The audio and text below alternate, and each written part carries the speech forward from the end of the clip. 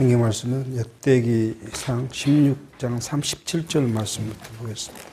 다윗이 아삽과 그 형제를 여호와의 언약궤 앞에 머물러 항상 그 궤 앞에서 섬기게 하되 날마다 그 일대로 하게 하였고, 오벳에돔과 그 형제 68인과 여두둔의 아들 오벳에돔과 호사로 문지기를 삼았고, 제사장 사독과 그 형제 제사장들로 기브온 산당에서 여호와의 성막 앞에 모시게 하여 항상 조석으로 번제단 위에 여호와께 번제를 드리되 여호와의 율법에 기록하여 이스라엘에게 명하신 대로 다 준행하게 하였고, 또 저희와 함께 해만과 여두둔과 그 남아 택함을 받고 농맺는 자를 세워 여호와의 자비하심이 영원함을 인하여 감사하게 하였고, 또 저희와 함께 해만과 여두둔을 세워 나팔과 재금들과 하나님을 찬송하는 악기로 소리를 크게 내게 하였고,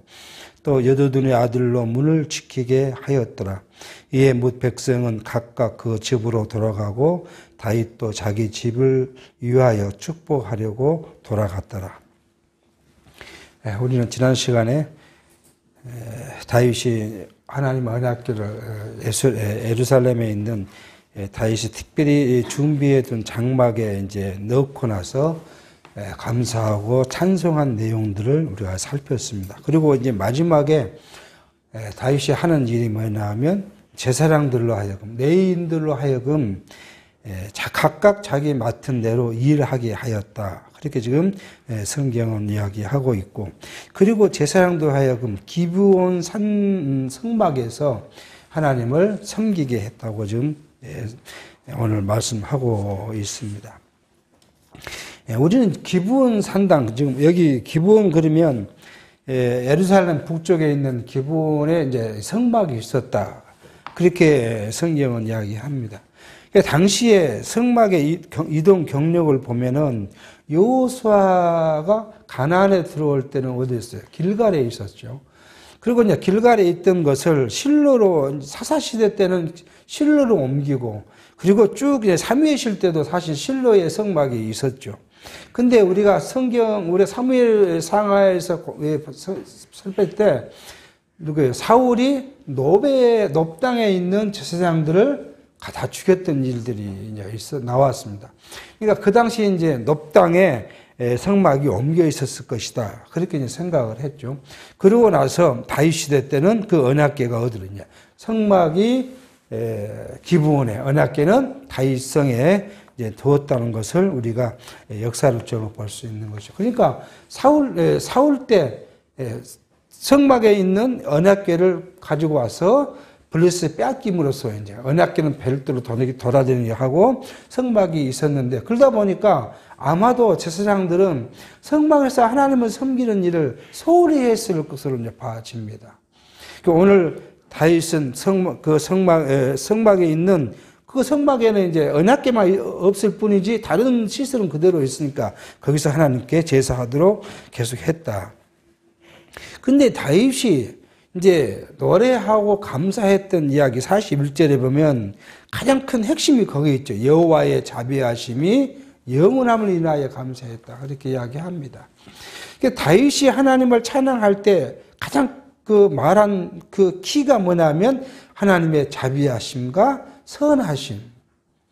그러니까 지난 시간에 살폈듯이 다윗이 과거 자기 백성들, 선조로부터 자기 때까지 이르러 이스라엘 자손들이 하나님을 배반하고 하나님의 명령을 준수하지도 아니하고 하나님께 나아가 제사도 하지 않고, 크게 뭐예요? 하나님의 명하신 유월절을 지키지 않은.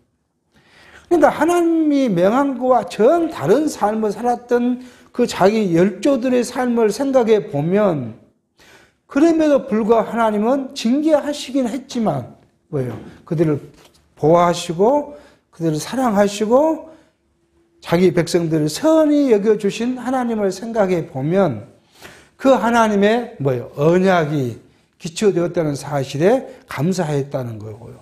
그리고 또한 자기가 자기 삶을 돌이켜 보면 하나님의 자기를 어떻게 인도해 왔는가를 생각해 보니까 하나님을 찬양하게 되었다고 지난 시간에 이야기가 이제 나와서 살폈습니다. 그리고 그의 모든 것을 종합해 보면 뭐예요? 이게 다 뭐예요? 하나님의 자비하심이에요. 그러니까 하나님은 자기 백성에게는 무한히 자비하셔요.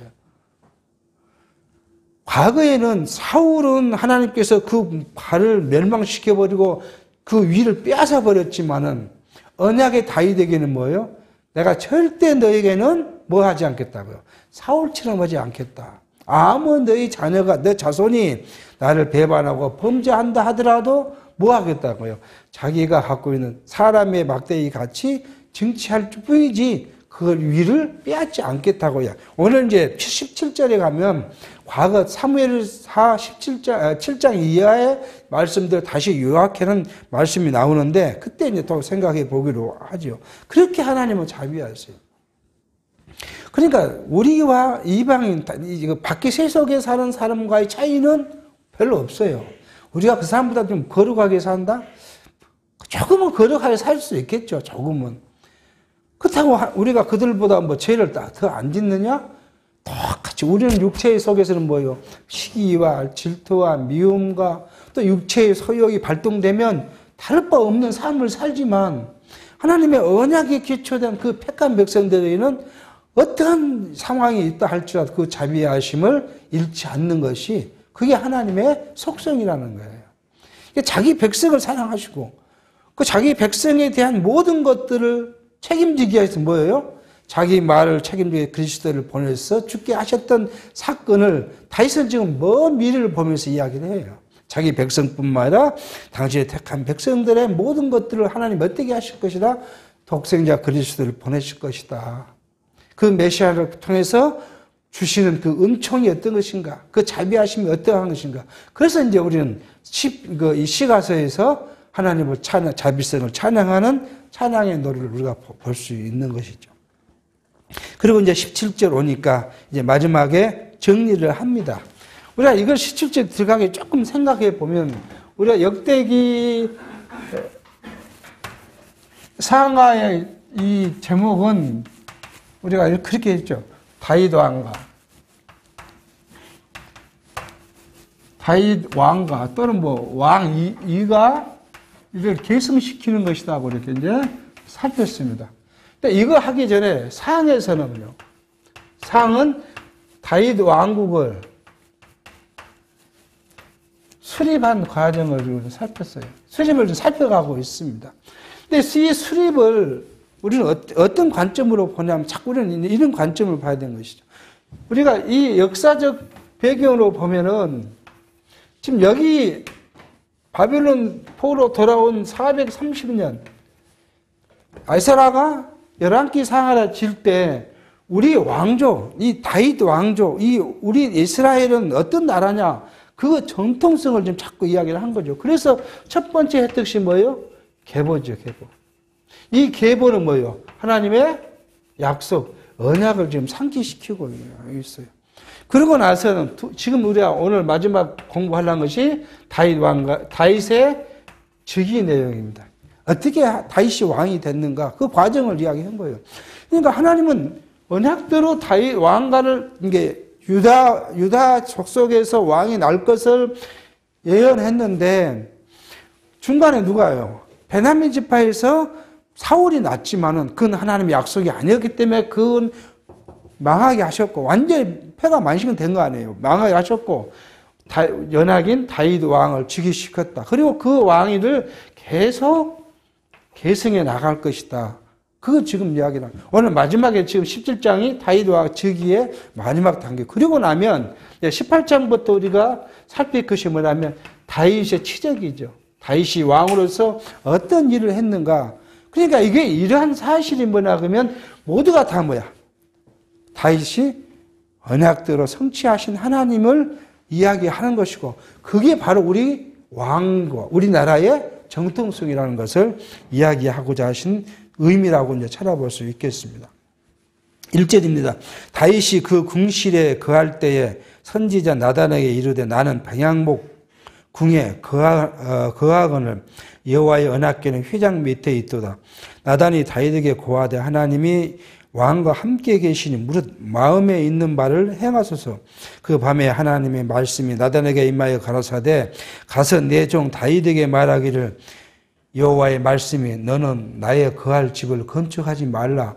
내가 이스라엘을 올라가게 한 날부터 오늘날까지 집에 거하지 아니하고 오직 이 장막과 저 장막에 있으며 이 성막과 저 성막에 있었나니 무릇 이스라엘 무리로 더불어 행하는 곳에서 내가 내 백성을 먹이라고 명한 이스라엘 어느 사사에게 내가 말하기를 너희가 어찌하여 나를 위하여 병아목 집을 건축하지 아니하였느냐고 말했느냐 하고, 다윗이 이제 생각해 보니까 미안함이 있는 것이죠. 하나님께 자기는 이 병아목 집에 거하고 있는데 하나님의 집이 이제 성막에 휘막 안에 있으니까 집을 지어야겠다 그런 생각을 한 거예요. 중심이 하나님께 있으니까요. 그렇게 해서 이야기했더니 나단 선지자가 하나님께 묻지도 않고 지금 하나님이 다윗과 함께 하신다는 사실은 그 사실이잖아요.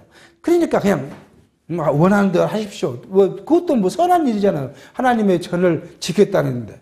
그러니까 지으십시오. 그러고 이제 나왔죠. 그때 밤에 나단에게 하나님이 나타나서 짓지 마라.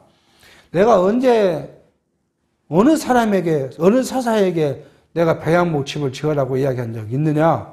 그러니까 짓지 마라. 그 이야기죠. 그렇게 이야기를 한 거예요. 그러니까 이스라엘이 올라오는 날부터 어디서요? 애굽에서 올라온 날부터 시작해 지금까지 어느 한순간도 내가 어느 누구에게도 내 집을 지으라고 한 적이 없다. 그렇게 지금 말씀합니다. 그러니까 여호와께서 뭐요? 다윗의 뜻을 거절했다는 거죠. 근데 하나님은 왜 이 다윗의 생각을 거절하셨을까 하는 거예요. 물론 성경이 그런 일을 정확하게 이야기하지는 않고 있지만 하나님은 뭐예요? 저는 그렇게 생각해요. 하나님의 일은 뭐예요? 하나님의 이 일은 뭘로 했어요? 하나님의 뜻과 작정은 어떻게 이루어지냐면 하나님은 이룰 때가 있고요. 또 이루실 방법이 있고요. 이루실 장소가 있어요. 자, 하나님의 때, 방법, 장소는 이미 이제 살펴가면 우리가 사무엘 상에서 또 열왕기 상에서 한번 살폈던 내용입니다. 뭐 했어요? 하나님의 때는 자기가 편안히 이스라엘 백성들이 다 가나안 땅에 들어가서 편안히 거할 때, 지금 다윗 때는 편안히 거할 때가 아니에요. 계속 전쟁을 하고 싸우고 피 흘리는 때이죠. 평화가 없을 때예요. 그리고 방법은요. 하나님이 사람의 손으로 인간의 계획대로 한 것이 아니라 하나님의 뜻대로 하시는데 방법은 누구예요? 다 밖에서 이방인을 통해서 나무도 만들고 돌도 다듬어 가지고 가져와서 짓도록 하셔요. 장소는요. 예루살렘의 성전산인데 이건 어떤 일이었어요? 다윗이 나중에 범죄하잖아요. 범죄했을 때 무슨 문제예요? 사람의 인구를 조사했는데 하나님이 그것 때문에 징계했어요. 세 가지를 택하라고 하잖아요. 하나님께서 야, 너 어떤 것을 너가 나한테 매를 맞고 싶느냐? 그랬더니 다윗이 이야기하잖아요. 자기는 이방인에게 고통받기도 자기가 20년간 도망자였으니까 또 도망자가 된다는 그렇게 원치 않았을 거 아니에요. 결국은 자기 백성들에게 뭐 임해요? 연병이 임해서 죽게 만드는 그런 때. 그리고 그때 누구예요? 하나님께서 그 백성을 보호하기 위해서 누구예요? 타장바당에 있는 그 하나님의 이 사자가 서 있을 때 선지자가 거기 가서 뭐 하라고요? 제사 지내라고 이야기해요. 그 장소, 그게 바로 어떤 장소예요? 올라가면 바로 야곱이나 아브라함이 단을 지었던 곳. 그러니까 이미 그때 정해져 있었던 하나님의 장소가 정해져 있었고 그것이 이제 계시적으로 쭉 나오면 나중에 다윗 때 와서 그 장소가 확연히 드러난 것이죠. 그 방법도 하나님의 방법대로. 그리고 그때도 하나님이 어느 때요? 다 평안할 때. 그래서 나중에 다윗에게 주신 말씀이 너가 아니라 누구예요? 너 아들이. 그렇게 이야기해요. 너 아들이 짓도록 하겠다. 하신 그 세 가지의 그 이유 때문에 하나님은 다윗의 그 건축을 거부하셨을 것이라는 것이죠. 7절 연하여 내 종 다윗에게 이처럼 말하라. 만군의 여호와께서 이처럼 말씀하시기를 내가 너를 목장 곧 양을 따르는 데서 취하여 내 백성 이스라엘 주권자를 삼고. 이제 지금 이 이야기는 뭐냐면 다윗에게 약속하신 언약이에요, 지금요. 그러니까 뭐예요? 다윗이 목동으로 있을 때 내가 부르다가 왕으로 삼았다는 거 아니겠어요? 왕으로 삼았고, 내가 어디를 가든지 내가 너와 함께 있어 내 모든 대적을 내 앞에서 멸하했은즉 세상에서 존귀한 자의 이름같이 이름을 내게 만들어주라. 다윗의 이름을 존귀케 해주겠다고요. 이게 사무엘의 하에서도 이미 그렇게 약속을 했어요. 존귀케 해주겠다. 그리고 내가 또 내 백성 이스라엘을 위하여 한 곳을 정하여 저희를 심고 저희로 자기 곳에 거하여 다시는 옮기지 않게 하며 악한 유로 종과 같이 저희를 해하지 못하게 하여. 그때가 이때죠. 그럴 때 전에 내가 사사를 명하여 내 백성 이스라엘을 다시는 때와 같지 않게 하고 또 내 모든 대적으로 내게 복종하게 하리라. 또 내게 이르노니 여호와가 너를 위하여 집을 세울지라. 그때 하겠다. 지금 그래놓고는 지금 세 가지 약속을 해놓고 11절 내 수완이 차서 내가 열조에게로 돌아가면 내가 내 뒤에 내 시 곧 내 아들 중 하나를 세우고 그 나라를 견고하게 하리니 저는 나를 위하여 집을 건축할 것이요 나는 그 위를 영원히 견고하게 하리라. 나는 그 아비가 되고 그는 내 아들이 되리니 나의 자비를 그에게 빼앗지 아니하기를 내가 내 전에 있던 자에게 빼앗음과 같지 아니할 것이며 내가 영영이 그를 내 집과 내 나라에 세우리니 그 이유가 영원히 견고하리라 하셨다 하라. 나단이 이 모든 말씀과 모든 묵시대로 다윗에게 고하니라. 이게 이미 사무엘하 7장 이하에 약속했던 내용을 다시 번복한 말씀이죠. 이렇게 해서 하나님께서는 자기 열조, 에스라가 말하는 건 자기 열조 최초 왕 다윗에게 그 나라를 어떻게 하실 거고 그 다음에 뭐예요? 그 성전을 어떻게 하셨다 하는 이야기를 좀 합니다. 이 말씀을 처음 시작할 때 말씀드렸지만 이스라엘에게는 성전이 가장 핵심이에요. 성전에서 하나님을 만나고 제사함으로써 뭐예요? 하나님의 제사유하심을 받는 것이 가장 핵심이에요. 이스라엘은 신정국가였잖아요. 하나님이 다스리는 나라예요. 그러니까 하나님과 이스라엘 관계는 뭐예요? 성전에서 이루어지는 것이죠. 그런데 그것을 하나님이 모세를 통해서 약속하셨고 명하셨지만 그동안 이스라엘 백성은 그대로 하지 않았다는 거예요. 그래서 거기서 하나님을 섬기지도 않고 심지어는 이제 다음에 이 시대의 북이스라엘은 뭐예요? 온갖 범죄를 해요. 성전에서 행하는 거예요. 그럼에도 불구하고요. 이미 살폈죠. 11개에서 살폈죠. 여긴 우리 현대로 말하면 불택자. 여기는 뭐예요? 우리 택자. 똑같이 범죄하지만 불택자는 영원한 멸망을, 택자에게는 영원한 약속, 언약대로 그들을 용서하시고 끝까지 보호하시고 사랑하셨다는 사실을 우리에게 계시적으로 나타낸 말씀이라고 볼 수가 있겠습니다. 이러한 사실은 우리는 또 앞으로 가면 누구에게요? 앞에 다윗, 아브라함에게 약속하시고 누구에게요? 야곱이 유다에게 하신 대로. 이게 뭐예요? 실로가 오실 때까지. 그거 아니에요. 실로가 오실 때까지 네가 영원하겠다는 그 약속대로 이루어 주신 그 사건을 우리에게 말씀하고 있습니다. 이러니까 이제 다윗이 다시 하나님께 뭐예요? 감사하고 또 앞으로 어떻게 우리 민족을 자기 자손들이 해줄 것을 강구한 내용입니다. 다윗이 여호와 앞에 들어가 앉아 가로되 여호와 하나님이여 나는 누구오며 내 집은 무엇이관데 나로 이르게 하셨나이까. 다윗이 지금 기도의 시작이 멋있습니다. 하나님, 내가 누굽니까? 내가 어떤 사람이었습니까?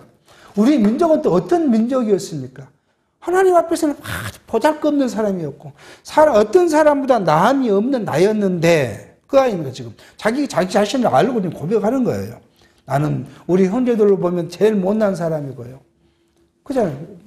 또 우리 민족은요. 하나님의 사랑받을 만한 일을 한 적이 없는 그런 우리였는데 하나님이여 주께서 이것을 오히려 작게 여기시고 또 종의 집에 대하여 먼 장래까지 말씀하셨사오니 여호와 하나님이여 나를 존귀한 자와 같이 여기셨나이다.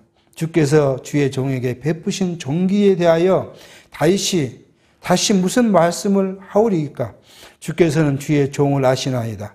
여호와여 주께서 주의 종을 위하여 주의 뜻대로 이 모든 큰 일을 행하사 이 모든 큰 일을 알게 하셨나이다.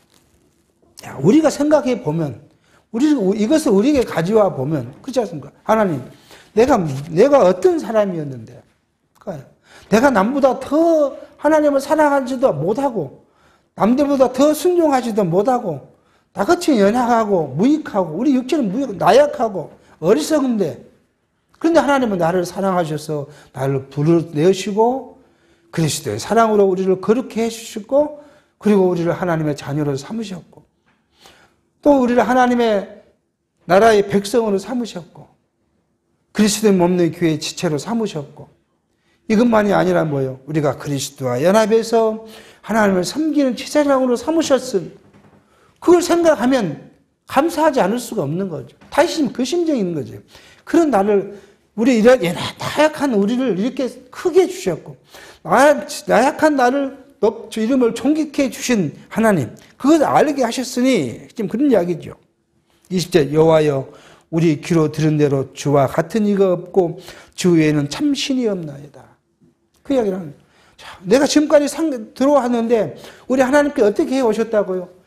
우리 조상 아브라함을 갈 때 우리에서 하란으로 보내고, 가나안으로 땅에 오게 했는데, 단신으로 왔는데, 우리 열조의 아브라함을 어떻게 인도에 가셨고, 우리 민족을 어떻게 예굽으로 보내서 430년간 종살이를 하지만, 이렇게 70명이 내려간 우리 선조들이 얼마예요? 장정만 60만이 되고, 이게 여자 아이까지 한다면 100만이 넘은 그 인물을 민족을 만들어가지고 우리 보내왔습니다. 여기까지 왔습니다. 예, 그런 걸 들었는데, 이거 들은 것이 끝난 것이 아니라, 지금 하나님을 보니까 뭐예요? 이게 진짜 하나님은 참 신입니다.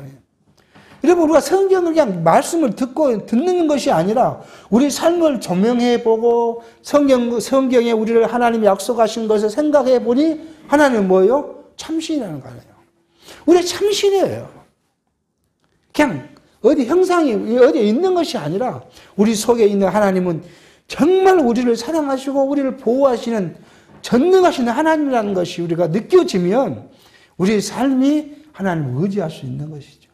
그러니까 성경이 뭐라요? 계속 구약 성경은 하나님을 알게 하심으로 뭐하게요? 하나님만을 섬기며 경외하며 하나님께 감사하며 하나님을 찬양하며 하나님을 의지하며 의뢰하는 이것이 성경이 우리에게 주신 목적이에요. 그러니까 앞에 하나님을 잘 알게 되면 지난 시간에 살폈던 걸 뭐요? 하나님을 찬양할 수 있는 것이 하나님을 아는 지식이 있기 때문에 찬양하는 것이죠. 진짜 신지식, 하나님 어떤 신분인가를 아는 지식, 그리고 오늘 우리에게 주셨다는 거예요. 세상에 많은 교회가 있지만 우리가 비평을 받을 수 있어요. 그들은 하나님을 알린다고 해요. 근데 하나님 뭘로 알아요? 부분적으로 알아요. 이게 부분적으로 가르쳐요. 원래 그렇잖아요. 오늘 마태복음 1장 1절을 이야기했다가 내일은 창세기 부분적으로 하니까 하나님을 연결해 보지 않고 체계적으로 알지도 못하고 논리적으로 알지 못하고 부분적으로 아는 거예요. 부분적으로 아는 그 사람들도 하나님을 얼마나 의지해요? 여러분, 저 다 같이 그 일반 교회 생활해 봤잖아요. 그 부분적으로 아는 것을 갖고 하나님을 섬길 때 얼마나 열심히 있었고, 얼마나 감격했고. 그런데 우리는요, 부분적으로 아는 것이 아니라 이제 체계적으로 전체로 알고 있어요. 전체로 아는데 우리 심령은 아직 그 옛날 생각해 보면 그런 마음이 없어요. 그러니까 계시록에 말한 말씀인 거예요. 너희가 처음 사랑을 잊어버렸으니 처음 사랑을 회복해라. 하는 것과 똑같은 이야기예요. 그때는 정말 내 마음속에 일어나는 불같은 것이 있었는데 시간이 지나고 또 우리가 이 성경신학을 통해서 하나님을 아는 지식이 방대해져서 그런지 아니면 너무 이제 이게 소극적으로 변했는지는 알 수 없지만 우리의 그 사랑이 점점 식어져 간다는 느낌을 이제 갖습니다. 그러니까 이런 하나님을 아는 다윗은 바로 하나님이 참신이고 하나님 외에 신이 없다는 것을 고백하죠. 땅의 어느 한 나라가 주의 백성 이스라엘과 같으리까? 그건 뭔 말이에요? 하나님이 가서 구속하사 자기 백성을 삼으시고 크고 더러운 일로 인하여 이름을 얻으시고 애굽에서 구하신 자기 백성 앞에서 열굴고 쫓아내셨으며, 생각해 보면 그렇게 하잖아요. 아니 하나님이 어떻게 애굽의 그 강대한 손에서 건져내서 가나안에 왔는데 가나안 백성들 쫓아내버리고 그 땅을 우리에게 주셨고, 주께서 주의 백성 이스라엘을 영원히 주의 백성을 삼으셨사오니 여호와의 주께서 저희 하나님이 되셨나이다. 그렇게 하셨는데 이스라엘 백성이 하나님을 찾은 것이 아니라 누가요? 하나님이 우리의 하나님이 되어주셨습니다. 출애굽기에 가면 바로 그런 내가 너희 하나님이 되어줄 것이다 라고 하신 그 말씀을 지금 다시 생각하며 고백을 하는 거예요. 하나님이 우리의 하나님이 되셨습니다. 내가 하나님을 찾은 것이 아니라 하나님이 우리를 이렇게 인도해내서 여기까지 오게 하고 다 같은 연약한 자를 왕을 세웠고 우리 민족을 하나님이 살아가셨는데 우리가 하나님을 우리 하나님을 찾는 것이 아니라 하나님이 우리의 하나님이 되어주셨습니다. 여러분, 하나님 우리의 하나님이 되어주셨다는 거예요. 우리가 하나님을 찾았던 것이 아니라 하나님 우리를 불러내서 자기 백성 삼으셨고 하나님이 우리의 하나님이 되어주셨습니다. 그 말을 지금 고백하고 있습니다. 그러니까 이스라엘은 이것이 자긍심이에요. 예, 지난 계시록 때 잠깐만 말씀을 드렸지만은 유대인들이 유럽에 흩어져서 살 때 유럽의 나라의 사람들과 융합을 못해요. 그러니까 항상 이 멸시의 대상이 되고 핍박의 대상이 돼요. 그 이유가 뭐냐 그러면 바로 여기에요. 너희들은 모르는 신을 섬기지 않냐. 우리는 하나님을 섬긴다. 그러니까 우리가 하나 될 수가 없다. 먹고 사는 건 하나 될 수 있지 몰라도 삶의 근본적 가치는 하나가 될 수가 없다. 우리는 오직 하나님만을 섬긴다. 너희들은 우상을 섬기지 않느냐. 그래서 융합을 안 해요. 융합을 안 하니까 어떻게 살 수가 없잖아요. 계속 너 같은 놈하고는 못 살아. 계속 핍박을 받아요. 그게 지금 그 현대 중세사를 연구하는 학자들이 계속 내놓은 책을 보면 그거예요. 왜 여기 가서 핍박을 받고 또 저리 도망가서 핍박을 받았느냐? 융합을 하지 못한 이유가 뭐냐? 그게 바로 뭐예요? 유일신 여호와를 섬기는 것에서 시작해요. 오늘 이렇게 말하는 것이 이스라엘 자손들은 자긍심이에요. 오늘 우리에게는요, 영원한 유일하신 하나님, 전능하신 하나님, 한 분이신 밖에 없는 참신의 하나님이 우리를 뭐로요? 자기 자녀로 삼았다는 거예요. 자기 백성을 삼으시고. 내가 뭐 하나님 알로 간 것이 아니라 하나님을 불렀어. 그것이 우리에게는 자긍심이에요. 비록 너가 사단이 나를 핍박해도, 사단의 대행자가 세상 권력이 나를 핍박해도, 나는 누가요? 하나님은 나를 보호하실 것이고, 나와 약속한 영원한 나라를 성취해 주실 것이니까. 그럼 너 하든 말든. 할 수 있는 힘은 어디예요? 여기에 있다는 거예요. 그러니까 외부의 세력, 이것을 우리가 쉽게 이길 수 있어요. 근데 어디예요? 내 안의 것이. 그거 나를 괴롭히는 거예요. 그러니까 내 안의 것을 이기는 방법은 뭐예요? 우리가 계속 묵상하고 말씀을 통해서 힘을 얻는 것 외에는 내 내부의 것을 이긴다는 게 쉽지 않는 거예요. 외부는 내가 거부할 수 있어요, 우리가. 그러나 내적인 갈등을 우리가 주신 말씀으로 우리가 이겨야 됩니다. 23절 여호와께서 이제 주의 종과 그 집에 대하여 말씀하신 것을 영원히 경고케 하시며 말씀하신 대로 행하사 경고케 하시고 사람으로 영원히 주의 이름을 높여 이르기를 만군의 여호와는 이스라엘 하나님 곧 이스라엘에게 하나님이시라 하게 하시며 주의 종 다윗의 집이 주 앞에서 경고히 서게 하옵소서. 이 말은 뭔 말이에요? 우리를 경고케 하나님이 약속한 대로 세워주십시오. 그런데 뭐 때문에요? 나를 때문에 아니라 당신 때문에. 당신은 이스라엘 하나님이다. 모든 이방 민족이 봤을 때, 야, 이스라엘 하나님은 참 하나님이다.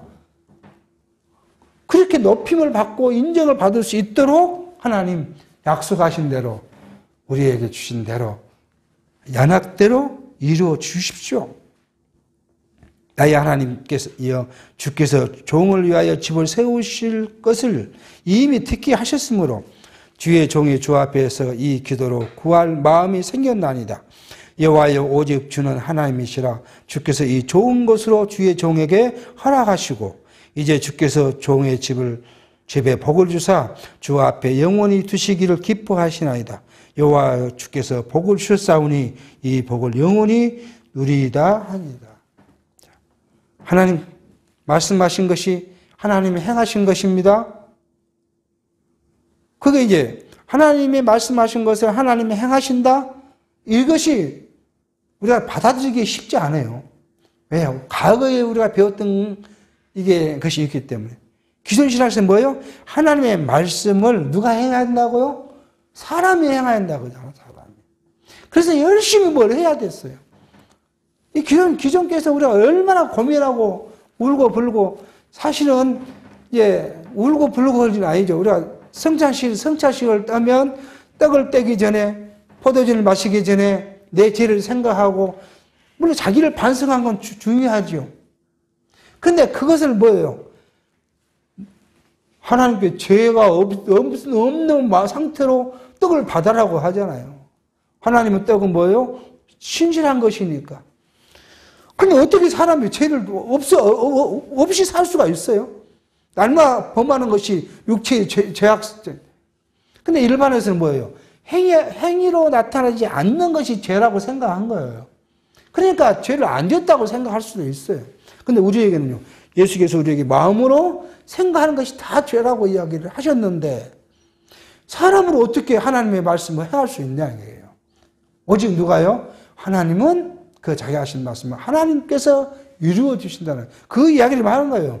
하나님이 내가 할 수 있는 거 아니라 하나님께서 이렇게 약속하셨으니 하나님이 이루어 주시고, 나는 뭐예요? 마지막에 뭐예요? 나는 하나님이 주시겠다고 하신 영원, 이루어 주신 복, 하나님의 복을 영원히 누리게 해 주시옵소서. 우리는 하나님의 복을 누리고 사는 자예요. 그래서 기쁨으로 살아야 한다는, 편안함을 갖고 감사함으로 살아가는 것이 우리의 삶의 목적이고 마지막 종착이에요. 근데 우리를 항상 짓누르는 건 뭐예요? 인간의 욕심이 짓누려요. 신령한 하나님의 나라의 복을 우리가 얻었는데 무엇이 와요? 야, 내가 이것이 없는데 이걸 복을 받았다고 할 수 있어? 라는 것이 지금 육체가 우리를 침범해 온 겁니다. 아니, 또 예를 들게 되면 또 미안한 이야기지만 생각해 보십시오. 어느 교단이 그거 아니에요. 우리 신령한 복을 얻었다. 이것을 기쁨을 얻으라는 것이 아니라 무엇을 얻어야 돼요? 물질의 복을 얻었고, 자녀의 복을 얻고, 내 건강의 복을 얻고, 형통의 복을 얻어야 요 신령한 복을 얻었다고 증명한 것이다. 그렇게 가르쳐 놓으니 온 한국 교회가 그것 때문에 교회 경쟁이 안 되는 거예요. 그쪽 교회는 뭐 10만이 되고 50만이 되고 100만이 되는데 교회 수가 이쪽 기존 교회가는 뭐예요? 안 되는 거예요, 교회가. 그러니까 뭘 해요? 그걸 슬그머니 갖고 와서 복을 받아야 한다고요. 교회는 복을 받습니다. 물질의 복을 받고요. 건강의 복을 받고요. 자녀의 복을 받습니다. 그렇게 기존 교회가 가르치기 시작했어요. 그리고 뭐요? 물질의 복을 받지 못했다. 자녀의 복을 받지 못했다. 건강의 복을 받지 못했다. 세상적인 형통을 얻지 못했다. 그러니까 그거 달라고 기도하기 시작하잖아요. 내 속에 참된 평화가 뭘로 바꿔져 버렸어요? 육체의 것을 딱 바꿔놨어요.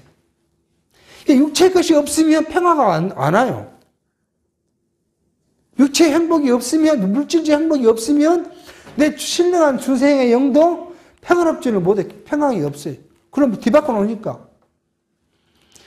근데 다윗은 오늘 뭐라고 해요? 하나님이 우리에게 주신 그 복을 내가 평생 누리고 살도록 해 주십시오. 그래서 다윗은 계속 하나님을 찬양하게 돼. 일생을 동안 찬양하게 돼요.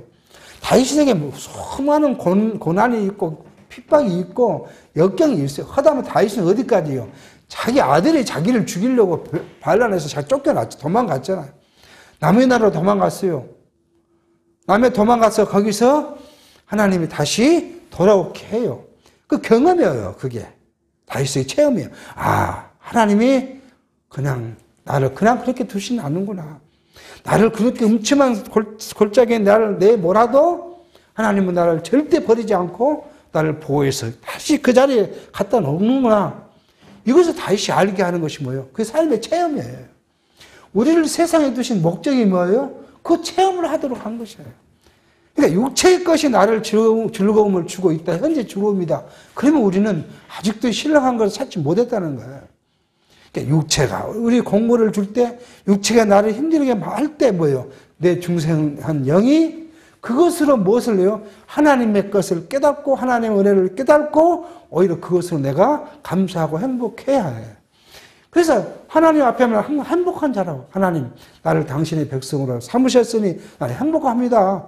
내가 비록 오늘 질병을 알았고 고통을 당하고 그렇게 역경을 당하지만 하나님이 나를 당신의 나라의 백성으로 나를 성장케 하기 위해서 이런 씨를 주셨으니 이것도 감사합니다. 그래서 계속해서 하신 말씀이 뭐예요? 모든 것이 협력해서 선을 이룬다는 거. 제가 자꾸 말씀드리지만 육체가 공고한 것이 내게 기쁨이 아니에요.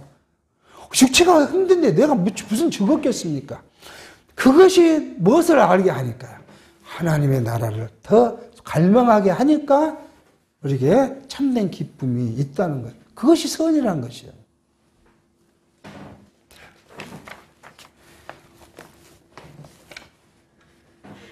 그래서 이제 지금 기도하지 않아요? 기도하는데, 기도라는 것은 하나님의 약속이 주어질 때 기도할 마음이 생겨. 오늘 아까 다윗이 하는 말, 내가 하나님께 기도할 마음이 생겼습니다. 하나님 나하고 이렇게 약속을 해주셨고, 나한테 이렇게 뭘 해주겠다고 하셨으니, 그렇게 해달라고 기도할 마음이 생겼습니다. 우리가 기도가 없으면, 기도가 나오지 않으면 뭐예요? 하나님의 약속이 없구나. 하나님 약속을 잃어버렸구나. 그러니까 기도 안 되는 거예요. 그러니까 우리가 기도할 건 뭐예요? 처음에 우리 성경신앙을 말씀 듣는 교회가 기도에 대한 굉장히 여러 가지 문제점이 있었던 건 뭐예요? 기도할 것이 없다는 거잖아요. 하나님이 내게 허락하신 대로 약속하신 대로 주는데 내가 뭘 기도하겠느냐? 그거잖아요. 그러니까 기도할 것이 없는 거예요. 내가 물질을 기도한 것도 아니고 내 건강을 기도하는 것도 아니고 내 자녀의 무엇을 잘 되라고 기도한 것이 아니니까 기도할 것이 없네. 그런 넋두리 같은 고민을 많이 했던 적이 있어요. 근데 다 우리가 성경신앙을 초보적으로 생각했을 때 일이었죠. 근데 성경은 그것이 우리의 기도 제목이 아니라 뭐가요? 하나님의 나라와 그 유의가 우리의 기도 제목이고 그것이 우리의 기도의 내용이라고 성경은 이야기해요. 그러니까 기도할 것이 너무 많은 것이죠. 하나님, 뭔일은 뭐요? 내 안에 하나님 나라가 이루어져야 되잖아요. 하나님의 나라가 이루어져야 내가 평강을 얻는 것이고, 내 하나님 나라가 내 안에 이루어져야 기쁨이 있는 것이고, 내 안에 하나님 나라가 있어야 즐거워지면 이걸 누구에게 전달해요? 바로 옆에 있는 가족에게 전달하는 거예요. 또 그 가족을 넘어서 또요, 그 이웃에게 전달되고요. 또 어디에요? 결국은 같은 지체에게 그것이 전달되어 가요. 그러니까 하나님, 내 안에 하나님 나라가 이루어지게 하는 거예요. 내 힘으로는 안 되니까. 나는 무익하고 연약해서 하나님 말씀대로 하겠다고 하지만 날마다 그걸 배반하는 연약한 자니까 성령이 내 안에 그것을 생각나게 해서 늘 하나님을 기억하게 해달라고. 그것 통해서 내가 뭐예요? 하나님 나라가 내 안에 이루어지게 해달라고. 그리고 나뿐만 아니라 또 누구에게요? 내 가족에게 하나님 나라가 이루어지게 해달라고. 하나님, 내 자녀들이 뭐예요? 내 형제가 하나님의 말씀을 통해서 하나님을 깨닫고 하나님 그 아는 신실한 믿음을 갖고 그 나라가 이루어지게 해달라고. 그리고 오직 하나님만을 섬기며 경외하는 신앙을 갖게 해달라고. 나뿐만 아니라 내 가족이, 내 아내가, 내 자녀가 내 형제가 같은 지체가. 이게 우리의 기도의 제목이 된다. 이 약속이 우리에게 주어졌기 때문에 우리가 기도할 마음이 생기는 거예요. 그거 주시겠다고 했으니까. 그래서 예수께서 우리에게 하신 말씀이 그거잖아요. 뭐 내가 무거운 짐을 지었느냐? 그걸 다 내게 주고 내 짐, 가벼운 내 짐을 주고 즐겁게 가라. 내가 무엇을 때문에 고민했느냐? 죄 때문에 고민하고 있느냐? 죄 나한테 맡겨라. 내가 다 너를 위해서 죽었는데, 너희 죄를 위해서 내가 다 내 생명을 드렸는데, 너희 죄를 내게 못 맡길 이유가 뭐, 예수께 못 맡길 이유가 어디 있어요? 우리 죄를. 바뀌고.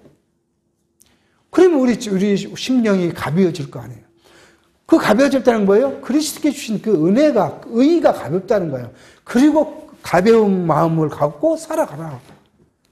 육체가 너희를 힘들게 하느냐? 하나님께서 뭘 약속했어요? 내가 무엇을 먹을까? 무엇을 입을까? 무엇을 하는 무엇은 이방인들이 하는 욕심에 의한 것이고 너희에게는 뭘 해주겠다고요? 그 때와 그 장소와 그 필요에 따라서 주시겠다고 약속했으니 그 욕심만 버리면 그잖아요. 우리가 욕심만 버리면 그냥 주신 대로 살 수 있는데 이 육체의 욕심이 나를 꽉 짓누르니까 항상 욕심 때문에 신령한 은혜를 까먹고 배반해버리는 일들. 이걸 누구에게 맡겨야 돼요? 예수께 맡길 수밖에 없는 거예요. 자, 그러면 우리의 기도가 할 마음이 생기거든요.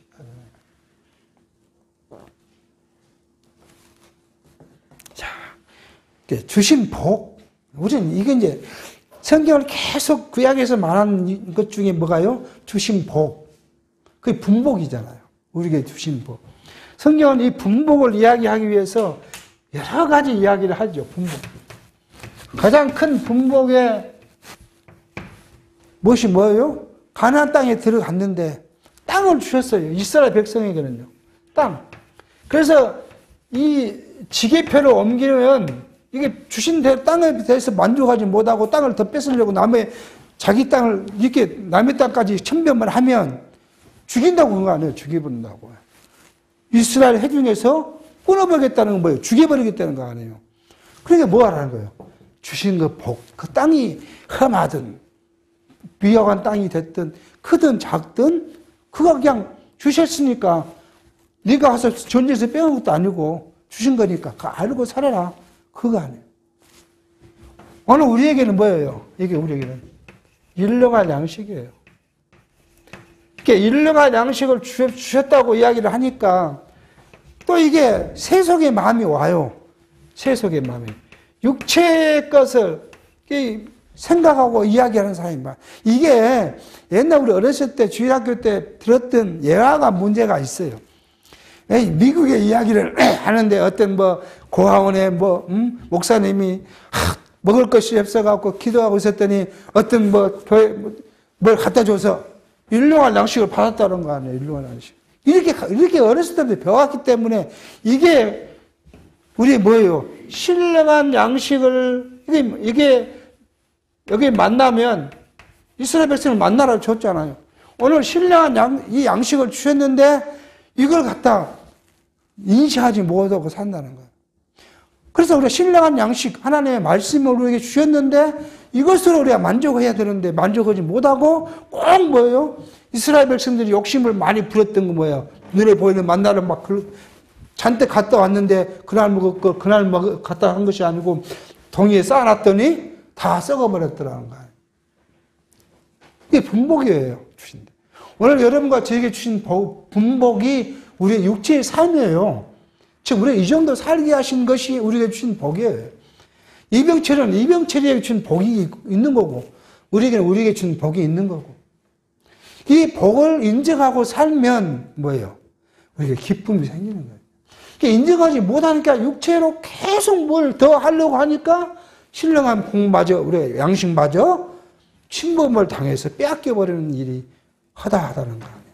그래서 주신 분복에 만족하는 신앙 이게 우리에게는 필요해요. 쉽지 않는 일이죠. 저 자신도 쉽지 않는 항상 이것 때문에 고민해요. 기도합니다. 하나님 이걸 좀 주신 복을 그대로 인정하고 살 수 있도록 그런데 또 눈을 딱 뜨면요, 세상 보이는 것이 다 그거잖아요, 그게요. 그러니까 또 걱정해요. 또 눈 감고 생각하면, 내가 얼마나 어리석었는가. 또 고민하고, 또 눈 뜨면 또 그게 수시로 바꾸어지는 일이에요. 그것을 깨닫게 하기 위해서 우리의 삶을 여기에 주고 있는 거예요. 이만큼 하게 하셨다는 사실을, 그래서 우리가 주신 분복을 인정하게 되면, 그러면 우리가요, 우리의 마음이 평화가 깃들어지는 것이고, 평화가 깃들면 오는 것이 뭐예요? 우리 입으로 하나님께 감사의 찬송이 나올 수 있는 겁니다. 그러니까 찬송이 그냥 나오는 것이 아니라는 거예요. 우리가 뭔가를 하나님이 내게 주신 그 은혜를 깨닫고 인정할 때, 그때 오는 거예요. 남자는 뭐예요? 내게 주신 아내가 내게 복이고요. 아내는 뭐예요? 내게 주신 남편이 내게 복이라고 인정될 때, 그게 사랑스럽게 보여질 거 아니에요. 옛날에 어떤 사람은 그러더라고요. 딱 눈을 떠서 이제 결혼을 했는데, 결혼을 조금 지고 나니까, 여자가 더 멋있게 보이더라는 거예요. 여자는 남자가 다 멋있게 보일 거 아니에요. 그 대리만족은 뭐예요? 드라마 보고 멋있는 남자나 멋있는 여자가 나와서 막 하면 그거 보면서 막 좋다고 하고, 그게 대리만족이죠. 내게 주신 것이 내게 가장 소중한 것이고, 가장 가치 있는 것이고, 가장 아름다운 것이라는 것을, 그러니까 내 자녀도 마찬가지예요. 우리에게 주신 그 자녀가 조금 남보다 못날 수도 있고, 남보다 뭐 할 수 있지만, 그게 내게 주신 하나님의 복이에요. 가장 소중한 것이에요. 그걸 깨달으면 그 자녀가 아름답게 보고 좋게 보이는 것이 인정이 돼요. 물론 교육을 할 때, 공부할 때는 공부를 열심히 하라고 이렇게 견책할 수는 있지만, 그런 시간이 지나고 나면 뭐예요? 내게 가장 아름다운 사람이고, 그럴 때 그게 감사하는 거야. 우리 자녀가 이렇게 살 수 있었던 것이 감사다. 그것을 우리에게 보여줍니다. 지금까지 말씀은 여호와께서 다윗이 감사하며 찬양케 하시고 간구하도록 섭리하신 내용입니다. 다윗이 언약의 말씀대로 이스라엘 왕이 오르게 하신 여호와께 감사를 드리며 찬양을 드리고, 그리고 여호와께 언약하신 말씀대로 이루어 주시기를 간구합니다. 이러한 것들은 뭐예요?